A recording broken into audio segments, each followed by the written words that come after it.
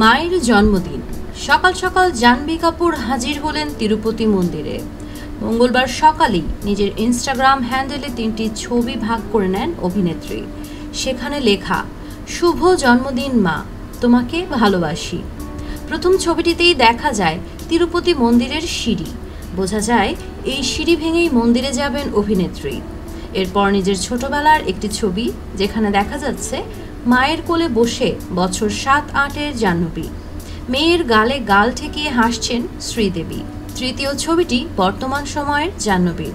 সম্ভবত তিরুপতি মন্দিরে যাওয়ার পথে বা ফিরে এসে ছবিটি তোলা, কারণ হলুদ দক্ষিণী সিল্কের শাড়ি পরিহিতা অভিনেত্রীর কপালে দেখা যাচ্ছে তিলক। ভারী গলার হার, কানের ঝুমকোর সঙ্গে জাহ্নবী পরেছেন কোমরবন্ধ। একেবারে সাবেকি সাজে অভিনেত্রী। রোদ্দুরের সকাল উপভোগ করছেন চোখ বন্ধ করে। প্রায় 5 দশক ভারতীয় চলচ্চিত্র জগতে রাজত্ব করেছেন শ্রীদেবী।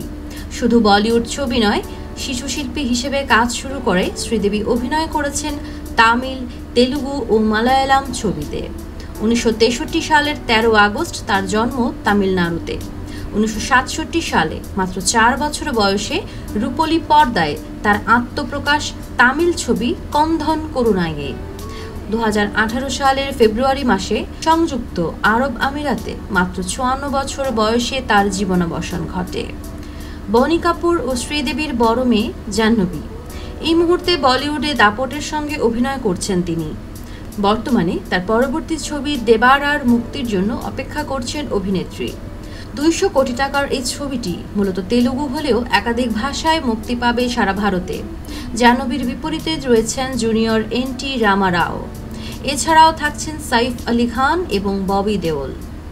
এই দিন মায়ের 61তম জন্মদিনে ভালোবাসায় ভরা স্টোরি ভাগ করে নিয়েছেন জাহ্নবীর বোন খুশি কাপুরও। যে ছবিটি জাহ্নবী ভাগ করেছেন, খুশির স্টোরিতে ভাগ করা ছবিটিও একই দিনের বলে মনে হয়, কারণ শ্রীদেবী ও জাহ্নবীর পোশাক একই। শুধু এই ছবিতে মা দিদির মাঝখানে রয়েছেন খুশি। আনন্দ মুহূর্তের ছোঁয়া।